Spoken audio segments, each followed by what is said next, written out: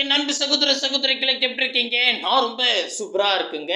நிறைய பேர் ரொம்ப நாளா எதிர்பார்த்திருந்த ஜெனரல் ஸ்டடீஸ்ல யூனிட் 6ல வந்து தமிழ்நாட்டின் வரலாறு, பண்பாடு, மரபு மற்றும் சமூக அரசியல் இயக்கங்கள், இதுல 20 கேள்விகள் கேட்க போறாங்க இல்லையா? இந்த 20 கேள்விக்கு புது புக்ல, பழைய புக்ல எங்க படிக்கணும் அப்படின்ற வேர் டு ஸ்டடி தான் நம்ம ரெடி பண்ணியிருக்கோம். இந்த வேர் டு ஸ்டடி நான் எப்படி ரெடி பண்ணியிருக்கேன்னா, மொத்தம் நான் டீகோட் பண்ண பிரகாரம் ஒரு 7 தலைப்பாக பிரிச்சிருக்கேன். இந்த 7 தலைப்பில் ஒவ்வொரு தலைப்புலையும் எவ்வளோ கொஷின் எதிர்பார்க்கலாம் அப்படின்றதுக்கு இந்த வெயிட்டேஜ் சொல்லும் இல்லையா? மொத்தம் 20 கேள்வி கேட்க போகிறாங்க. ஆனால் இந்த தலைப்பு வாரியாக பிரிச்சிருக்கேன். மொத்தம் 7ஆக பிரிச்சிருக்கேன். இந்த 7ல் ஒவ்வொரு தலைப்புலையும் எத்தனை கேள்வி கேட்பாங்க அப்படின்றதுக்கு இந்த சிலபஸ் மாற்றத்துக்கு அப்புறம் மொத்தம் 7 எக்ஸாம் டிஎன்பிசியில் நடந்திருக்குங்க. இந்த 7 எக்ஸாமில் எந்தெந்த தலைப்பு எந்தெந்த புக்கில் இருந்து கேட்டிருக்காங்க அப்படின்றத டீட்டெயிலாக அனலைஸ் பண்ணி பார்த்தோம். அதில் வந்து பார்த்திங்கன்னா அவுட் சோர்ஸோடு சேர்த்து தான் உங்களுக்கு டீட்டெயிலாக சொல்ல போகிறேன். ஸோ இந்த வேர் டு ஸ்டடி நான் உங்களுக்கு பிடிஎஃபாகவே கொடுத்துட்றேன். ஸோ முதல் வந்து நான் வெயிட்டேஜை சொல்கிறேன். அது ரொம்ப முக்கியம், சரிங்களா? ஏன்னா இந்த பிடிஎஃப் உடனே போய் கீழே டிஸ்கிரிப்ஷனில் டவுன்லோட் பண்ணிட்டு போயிடுங்க. ஆனால் எந்தெந்த தலைப்பில் எவ்வளோ கொஷின்ஸ் கேட்பாங்க அப்படின்றத சொல்கிறதுக்கு கொஞ்சம் கேட்டுட்டு போனீங்கன்னா ஈஸியாக இருக்கும். முக்கியமாக நம்ம சேனலுக்கு நீங்கள் புதுசாக இருந்தால் சப்ஸ்கிரைபிள் பண்ணி வச்சுக்கோங்க. நம்ம பொது தமிழுக்கு மொத்தமாக வேர் டு ஸ்டடி கொடுத்துட்டோம். ஆனால் பொது அறிவுக்கு மொத்தமாக இருக்குது. ஆனால் மொத்தமாக கொடுத்தா நம்ம ஒவ்வொரு யூனிட்லேயும் எப்படி படிக்கணும் அந்த வெயிட்டேஜை சொல்ல முடியாது ஒரே வீடியோவில். அதனால் நாங்கள் என்ன பண்ணியிருக்கோன்னா, ஒவ்வொரு யூனிட்டாக எடுத்து சொல்லிடலாமே, ஈஸியாக இருக்கும்ல உங்களுக்கும் அப்படின்றதுக்காக தான் ஒவ்வொரு யூனிட்டாக நம்ம கொடுக்குற மாதிரி பிளான் பண்ணியிருக்கோம், சரிங்களா? ரைட்டு. இதில் வந்து பார்த்திங்கன்னா ஃபஸ்ட்டு நம்ம யூனிட் 6 எடுத்துக்கிட்டால் அதில் வந்து 20 கேள்வி கேட்க போகிறாங்க. 20 கேள்விக்கு சிலபஸ் என்னவோ கம்மியாக தான் இருக்குது. தமிழ், சமூக வரலாறு, அது தொடர்பான தொல்லியல் கண்டுபிடிப்புகள், இது ஃபஸ்ட்டு தலைப்பாக நாங்கள் எடுத்திருக்கோம், சரிங்களா? நான் முதல்ல தலைப்பு சொல்லிடுறேன். நெக்ஸ்ட்டு என்னென்ன புக்கில் இருக்குதுன்னு ஒரு ஓவர்வியூ சொல்கிறேன். ரெண்டாவது தலைப்பாக வந்து பார்த்திங்கன்னா சங்ககாலம் முதல் இக்காலம் வரையிலான தமிழ் இலக்கியம், இது ரெண்டாவது தலைப்பாக எடுத்திருக்கோம். நெக்ஸ்ட்டு முக்கியமாக அதில் திருக்குறள். இந்த திருக்குறளில் மதச்சார்பற்ற அப்படிலாம் கொடுத்துருப்பாங்க. ஸோ இதெல்லாம் நம்ம பின்னாடி பார்த்துக்கலாம். நாலாவது தலைப்பாக விடுதலை போராட்டத்தின் தமிழகத்தோட பங்கு, சரிங்க, தமிழ்நாட்டின் பங்கு, சாரி. ஸோ அது நாலாவது தலைப்பாக இருக்கும். அஞ்சாவது தலைப்பு வந்து பார்த்தீங்கன்னா ஆங்கிலேயருக்கு எதிரான தொடக்க கால கிளர்ச்சிகள் அப்படின்ற தலைப்பை நாங்கள் அஞ்சாவதாக எடுத்திருக்கோம். ஆறாவதாக விடுதலை போராட்டத்தின் பெண்களின் பங்கு அப்படின்ற தலைப்பை எடுத்திருக்கோம். ஏழாவது தலைப்பாக தமிழ்நாட்டின் பல்வேறு சீர்திருத்தவாதிகள், சீர்திருத்த இயக்கம் மற்றும் மாற்றங்கள் அப்படின்ற தலைப்பை ஏழாவதா எடுத்திருக்கோம், சரிங்களா? இந்த 7 நான் எப்படி பிரிச்சேன்னா சிலபஸில் தான் பிரித்தேன். ஆனால் கேட்குறாங்க பற்றியா, இந்த 7 எக்ஸாமில் கேட்டிருக்காங்க இல்லையா, அந்த வெயிட்டேஜ் பிரகாரம் தான் இந்த 7 தலைப்பாக பிரிச்சிருக்கும், சரிங்களா? இதில் ஒவ்வொரு தலைப்புலேயும் எந்தெந்த புக்கில் இருக்குது அப்படின்றத டீட்டெயிலாக சொல்லிட்டோம். ஸோ ஒரு ஓவர்வியூ சொல்கிறேன். இப்போது ஃபஸ்ட்டு தலைப்பு எடுத்துக்கிட்டால் தமிழ் சமுதாய வரலாறு, அது தொடர்பான தொல்லியல் கண்டுபிடிப்பா. இது இப்போ 6th ஃபஸ்ட் டைம் எடுத்துக்கிட்டால் சோசியல் சயின்ஸ், நான் முக்கியமாக சோசியல் சயின்ஸுன்னு சொல்லியிருப்பேன், ஓகேவா? ஸோ சோசியல் சயின்ஸில் 6th ஃபஸ்ட் டைமில் வந்து எடுத்து பார்த்திங்கன்னா தமிழ்நாட்டின் பண்டைய நகரங்கள்னு இருக்கும். அதே 6th தேர்ட் டைமில் வந்து பார்த்திங்கன்னா பண்டைய கால தமிழகத்தின் சமூகமும் பண்பாடும் அப்படின்ற சாப்டர் இருக்கும். அதே மாதிரி 6th புக்கில் தேர்ட் டைம் எடுத்துக்கிட்டால் தென்னிந்திய அரசர்கள் அப்படின்னு இருக்கும். இதே மாதிரி 7th book, 7th first time, second time, third time, 9th first டைமில் என்னென்ன டைமில் என்னென்ன லெசன் படிக்கணுமோ அதை சமூகறியில் என்னென்ன படிக்கணுமோ அது லிஸ்ட்டு கொடுத்துருப்போம். வரலாறில் வந்து பார்த்திங்கன்னா என்னென்ன படிக்கணும், சரிங்களா? வரலாறுன்னும் போது 11th 12th, ஓகேவா? 11th 12th புக்கில் என்னென்ன படிக்கணும் அப்படின்ற லெசன் கொடுத்துருப்போம். அதுக்கப்புறம் வந்து பார்த்தீங்கன்னா எத்திக்ஸ் புக் இருக்கு இல்லையா, அதுவும் 11th 12th என்னென்ன லெசன் படிக்கணும் அப்படின்றத லிஸ்ட்டாக கொடுத்துருப்போம். இதுதான் இருக்கிறது, நிறைய படிக்க வேண்டியதாக இருக்குங்க.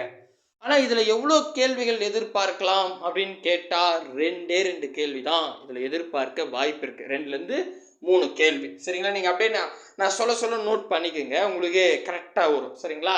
2லேருந்து 3 கேள்வி தான் இந்த யூனிட்டில் கேட்குறாங்க. எவிடன்ஸு நம்ம இது கிளாஸ் எடுப்போம் இல்லையா, அப்போ நான் உங்களுக்கு தெளிவாக சொல்கிறேன். சரிங்களா? அடுத்தது 2வது தலைப்பு வந்து சங்ககாலம் முதல் இக்காலம் வரையிலான தமிழ் இலக்கியம். இதில் ஃபஸ்ட்டாக நீங்கள் படிக்க வேண்டியது 6th-லேருந்து 12th வரைக்கும் இலக்கியம் இருக்கும்ல, அந்த இலக்கியத்தில் இருக்கிற நூலாசிரியர் தெளிவாக படிச்சுங்க. ஏன்னா எந்த கொஸ்டின் எடுத்துக்கிட்டாலும் ஆக்சுவலி இந்த 7 எக்ஸாம் மட்டும் இல்லைங்க, இதுக்கு முன்னாடி யூனிட் 8ன்னு நம்ம இருந்துச்சு குரூப் 4ல். கரெக்டாக யூனிட் 8 யூனிட் 9லாம் வச்சுருந்தாங்க. ஓகேவா? ஸோ அதில் கூட இதே டாபிக் இருந்துச்சு. இதில் முக்கியமாக என்ன பண்ணுவாங்கன்னா, தமிழில் அந்த நூலாசிரியர் ஒரு கொஷின் இருக்குது.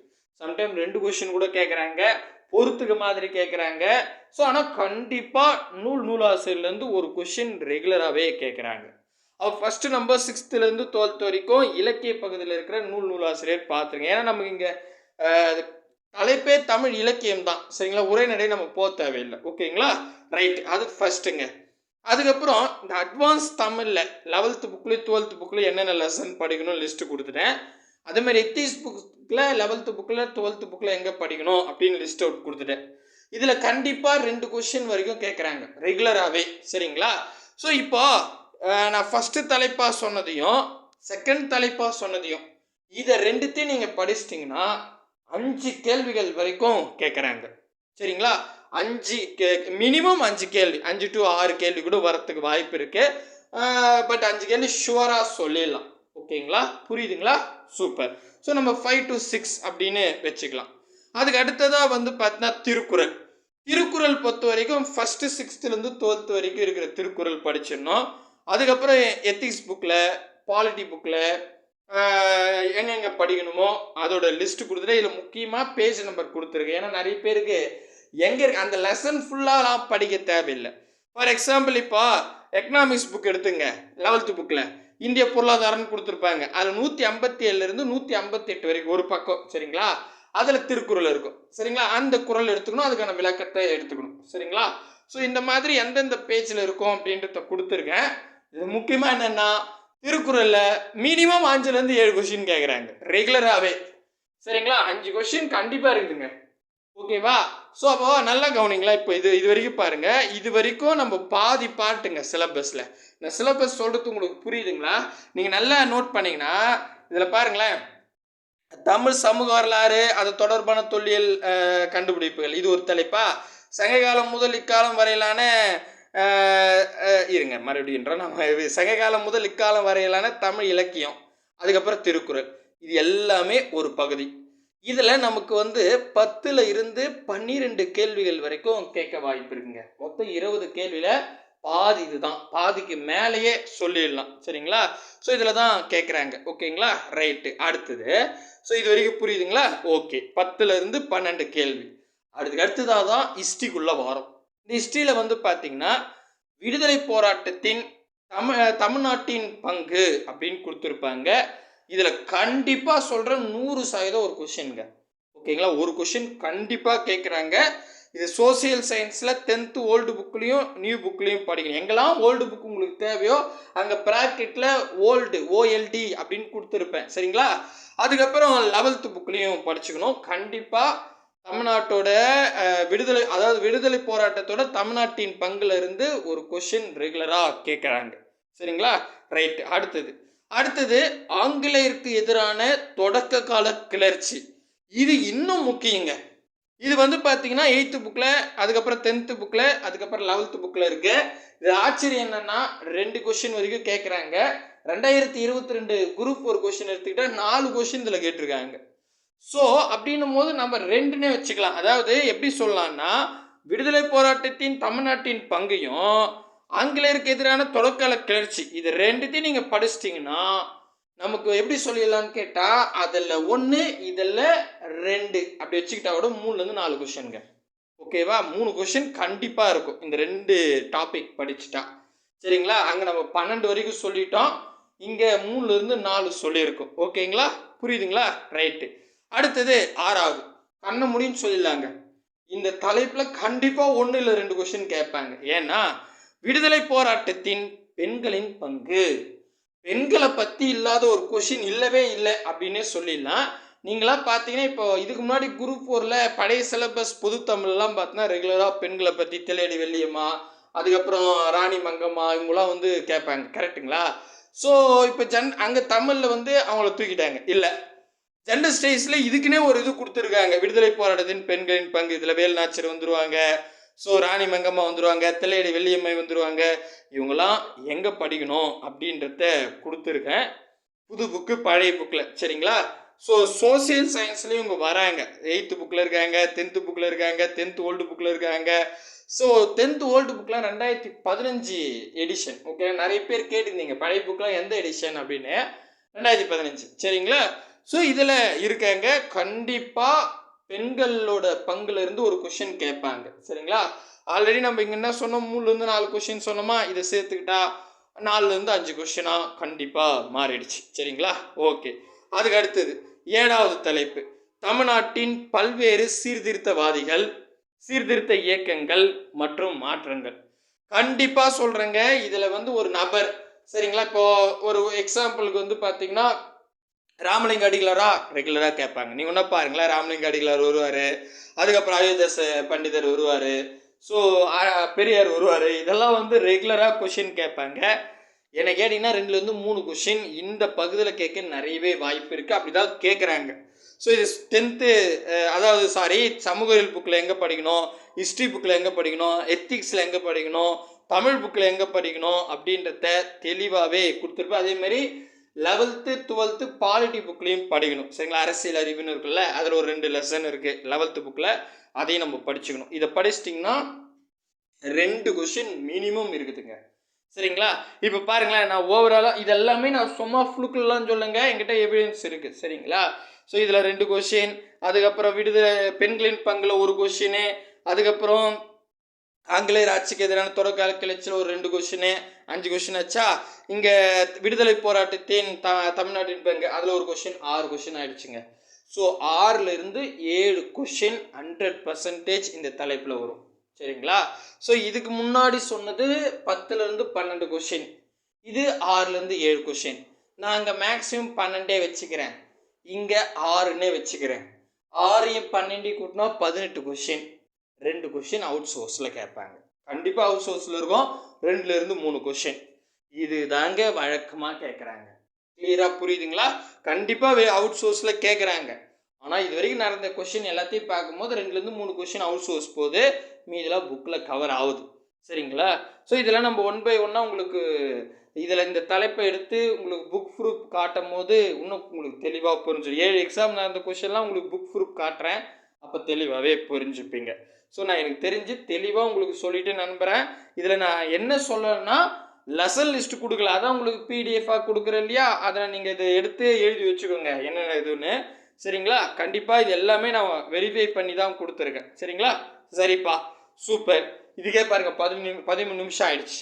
இப்போ நான் வந்து எல்லா தலைப்புமே, இப்போ யூனிட் இது 6ஆ, மீதி எல்லா தலைப்புமே 6ன்னா அடுத்தது 5, அதுக்கப்புறம் இது ஒன்று எல்லா யூனிட்டுமே கொடுத்து அதில் வெயிட்டேஜ் சொல்லணுன்னா 1 மணி நேரம் வீடியோ ஆகும்.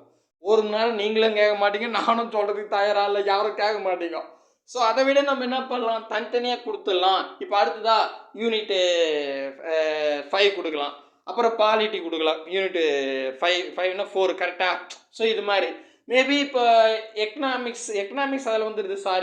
என்ன சொல்கிறது, புவியியல் இருக்குது, அது வந்து பார்த்திங்கன்னா நம்ம புவியியலையும் சயின்ஸு ஒன்றா சொல்லலாம், ஏன்னா வெறும் 5 கொஷின். ஹிஸ்ட்ரியும் எக்கனாமிக்ஸ்னே வருது, மன்னிச்சிங்க. ஹிஸ்ட்ரியும் ஐஎன்எம்மும் வந்து பார்த்தீங்கன்னா ஒரு இதுவாக கொடுத்துடலாம். ஒரு 3 வீடியோலேயே இதில் எல்லாமே சொல்லிடலாங்க, 3 to 4 வீடியோவில். சரிங்களா? ஸோ நான் வளரல, நடுவில் டங்கு ஸ்லிப் ஆயிடுச்சு. சரிங்களா? ஸோ 3லேருந்து 4 வீடியோவில் நம்ம வேர் டு ஸ்டடி முடிச்சிடலாம். அப்பப்போ நடுவில் ஊடால நான் சொல்லிடுறேன். சரிங்களா? சரிப்பா, போதும் மொக்க போட்டுதே. இப்போ இது எப்படி டவுன்லோட் பண்ணலாம் அப்படின்னு கேட்டால் கீழே டிஸ்கிரிப்ஷன் வாங்க, டெலகிராம் குரூப்புக்கு 2 லிங்க் இருக்கும், ஏதாவது ஒரு குரூப்பில் ஜாயின் ஆகிடுங்க. ஏன்னா நம்ம டெஸ்ட்டு நோட்ஸ் எல்லாம் அதில் தான் ஷேர் பண்ணுறோம். அதுக்கு கீழே வந்தீங்கன்னா பிடிஎஃப் அப்படின்னு எதிர்ப்பேன், பிடிஎஃப் அப்படின்னு இருக்கும், அங்கே ஒரு லிங்க் இருக்கும், அதை கிளிக் பண்ணுங்கள். அதை கிளிக் பண்ணால் நம்ம வெப்சைட் போகுங்க. அங்கே ஒன்றும் பெருசாலாம் இருக்காதுங்க. அப்படியே ஸ்க்ரோல் பண்ணிட்டு வந்தீங்கன்னா ஒரு டேபிள் கொடுத்துருப்போம். அதில் ஃபஸ்ட்டு வந்து பார்த்தீங்கன்னா 2026 குரூப் 4ன்னு இருக்கும். கீழே வந்து யூனிட் 6 அப்படின்னு சொல்லிட்டு இந்த யூனிட்டோட பேர் இருக்கும். அதுக்கு நேராக டவுன்லோடுன்னு ரெட் கலரில் இருக்குங்க, அதை கிளிக் பண்ணுங்கள். அதை கிளிக் பண்ணால் ஒரு 10 செகண்ட் வெயிட் பண்ணுற மாதிரி இருக்கும். செகண்ட் தான், அதாவது 10, 8, 9, 8, 7 அப்படின்னு குறையும் இல்லையா. ஸோ ஒரு 10 செகண்ட் வெயிட் பண்ணிங்கன்னா ரீடைரக்ட்னு காட்டும். ரீடைரக்ட் வந்துட்டால் ஆட்டோமேட்டிக்காக டவுன்லோட் ஆகிடும். சார் எனக்கு ஒர்க் ஆக மாட்டேங்குது சார் அப்படின்னா, ஒரே நேரத்தில் அதிக பேர் யூஸ் பண்ணால் திடீர்னு கொஞ்சம் ஸ்ட்ரக் ஆகும். ஒரு முறை ரீஃப்ரெஷ் பண்ணுறேங்க. ஸோ அங்கே 3 டாட் இருக்கும். அந்த 3 டாட்டை கிளிக் பண்ணால் அங்கே ரீஃப்ரெஷ்னு எழுதிருக்கும். அதை கிளிக் பண்ணிட்டா மறுபடியும் இதே ப்ரொசீஜர் செய்யுங்க, கண்டிப்பாக டவுன்லோட் ஆகிடும். சரிங்களா. ஸோ அது வந்து நிறைய பேர் வந்தால் தான் எல்லாம் நல்லாவே ஒர்க் ஆகும். ஓகேங்களா. ஸோ கண்டிப்பாக யூஸ்ஃபுல்லாக இருக்கும் அப்படின்னு நம்புகிறேன். ஸோ இதை எப்படி வேறு மாதிரி கொடுக்கலாம், இல்லை வேறு ஏதாவது உங்களுக்கு ஐடியா இருந்தால் சொல்லுங்கள். அடுத்த வேர் டு ஸ்டடி சொல்லும் போது அதையும் நான் இதில் கூட ஜாயின் பண்ணி கொடுத்துட்றேன். சரிங்களா. ஸோ கூடவே வாங்க, அரசு வேலையோடு போங்க. பாய் பிரதர் அண்ட் சிஸ்டர்.